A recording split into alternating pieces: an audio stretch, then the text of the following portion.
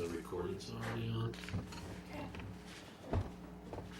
Don, Miss Merrill can come in.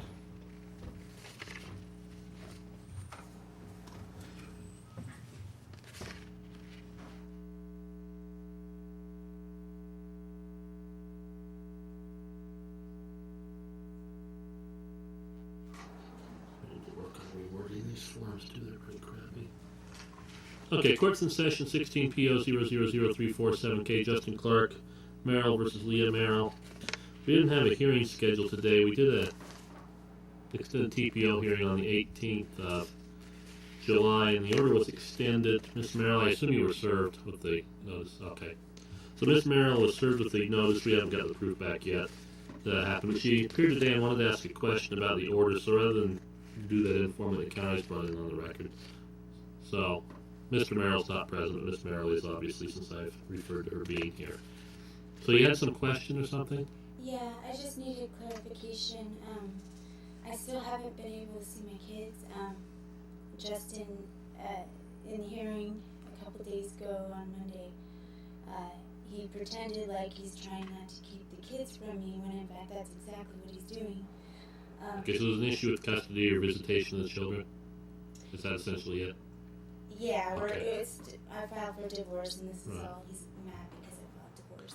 If there's here's this court's order. Do what Judge Walker told you. That was the court's order. If you're not doing what Judge Walker told, if somebody's not doing what Judge Walker told, then call Judge Walker and set it up that way. Okay. Because I can't enforce it. I could order him to do it. I can't enforce it. I've got no means to do it. I just want clarification on what was said Monday. I know that you said it would be okay if my kids call me. They can call. The order, at this point, the order applies. You're not to have contact with him. He's not to have contact with you. You could have contact with anybody else in the world you want, including your children. They can have contact with anybody in the world they want to. Right. My specific question is, I know my kids can call from his telephone to talk to me, but can I call his telephone for the sole purpose to talk to me? I would suggest that you don't. Because if he answers the phone and you talk to him even briefly, he can call the officer and say you're violating the order. So I'm going to suggest that you be careful and not do that.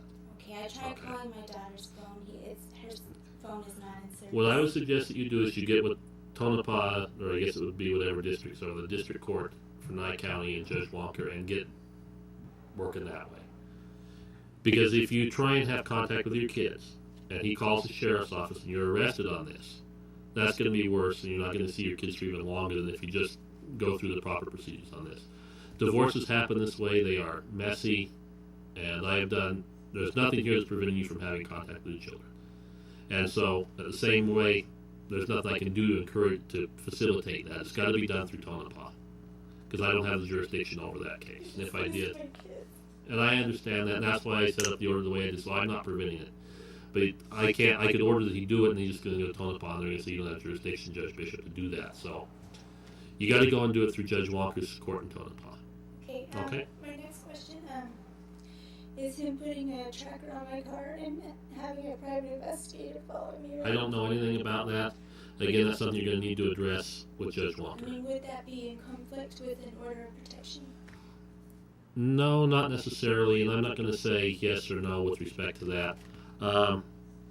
You need to talk to an attorney about those matters. There's a whole bunch of nuances, particularly when it comes to domestic violence protective order, that need to be sorted out. But not necessarily no, not necessarily yes. So. Sir, I'm worried I did get some other agencies involved because he threatened to have me taken out. That's why I left him.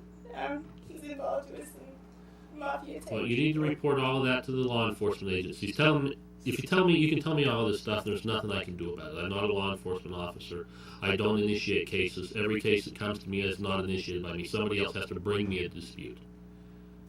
So, again, at some point I may become involved, so I don't want to hear a bunch about it now because I don't want it to be something that I can't sit and I have to pay somebody else to do it. I want to know as little about it as possible until somebody actually brings it to me. That's why I'm kind of cutting you off on a lot of these issues. I'm just kind of confused that this was even ordered in the first place well, without my... That's how these hearings work. Somebody brings the judge an order. The judge has to look at what's written, make a decision within 24 hours of it coming in. I don't have time to have a hearing. That's why we have the hearing later. But based upon everything we had, the order was extended just for those 90 days to allow everybody time to be apart and get this resolved with Judge Walker, because that's what really needs to be resolved. If you have concerns about your safety, you can talk to the sheriff's office or the appropriate law enforcement agency or wherever you're going to be. You're welcome to apply for a temporary protective order for yourself as well. I thought about doing that, but that would just hinder my ability to talk to my kids. And that's a decision that you would have to make. You're welcome to apply for those. We can give you the paperwork. I would suggest you phone your attorney, because they're going to be able, because I have to be. I did. She Okay. asked me to come in today. Okay. And also if I can, it appears, there's nothing I can do unless. If you're concerned, like I said, and I'm just going to repeat because I want to make sure you're clear. If you're concerned for your safety, you need to call the sheriff's office wherever you're at. If you're concerned for your children's safety, there's the Division of Child and Family Services. They can investigate as well, because I forgot to tell you that earlier. Okay? Could I get a copy of the recording on Monday? You got to talk to the transcriptionist. Is that upstairs? No, it's actually, you gave us our number. You gave us your number? Yeah. Okay, we've been in touch with her to find out about getting that, and we'll give her your number. She'll get in touch with you. Okay. Okay? Because if I start just handing out the recording, she's not going to do any more transcribing for me, because she won't have any business. It won't be worth her time. And I have to have certain My things attorney transcribed. asked, she needed it today, and if there's a fee involved, I'll pay it.